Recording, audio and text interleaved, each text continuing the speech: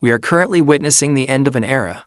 For the last decade, Mark Zuckerberg has been obsessed with one thing: putting a giant, heavy box on your face. But as we sit here in 2026, the strategy has shifted. The Meta Quest 4 isn't just a new headset, it's a confession. A confession that the old way of doing VR is dead. If you're holding on to your Quest 2 or Quest 3, thinking you've seen the peak of mixed reality, you are about to be blindsided. Because the leaks coming out of Reality Labs right now, codenames like Pismo, Puffin, and Loma, don't describe a headset. They describe a pair of glasses that might actually replace your iPhone. But there is a dark side to this transition that Meta is trying to hide, and it involves a total loss of control over the hardware you thought you owned.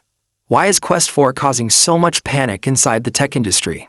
To understand that, you have to understand the Apple pressure. When the Vision Pro launched, it set a bar for quality that Meta couldn't reach with a $500 device. But for 2026, Meta is throwing out the rulebook. They aren't trying to make a better Quest 3. They are trying to make a cheaper Vision Pro. According to internal memos leaked just weeks ago, the Quest 4 is being split into two distinct animals: the standard and the premium. And the premium version? It features a technology that even Apple hasn't mastered yet. But to get there, Meta is about to make a change to the battery that will infuriate longtime fans. Let's talk about the weight. This is the number one reason people stop using VR after a month. The Quest 3 is a brick. The Quest 4 aims to cut that weight by nearly 40%. How? By moving the brain and the battery off your face. Leaked prototypes show a compute puck, a small, sleek device that clips to your waist or sits in your pocket, connected to the headset by a single ultra-thin fiber optic cable. This is the Puffin architecture. By offloading the heat and the weight, Meta can finally use the Snapdragon XR2 Gen 3 chip at its full, unthrottled power. We're talking about a 50% jump in GPU performance.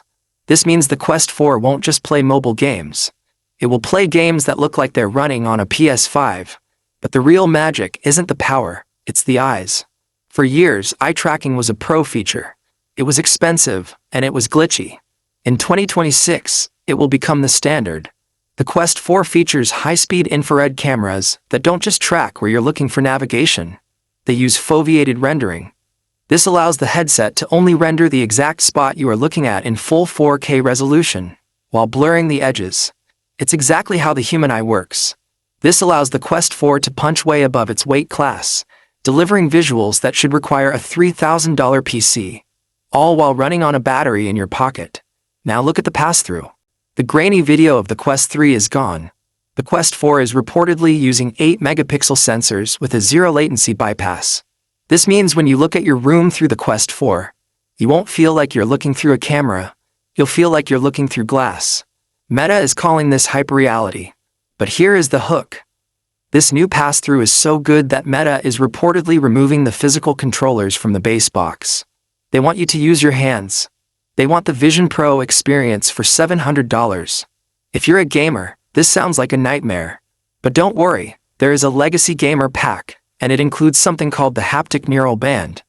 This is a wristband that reads the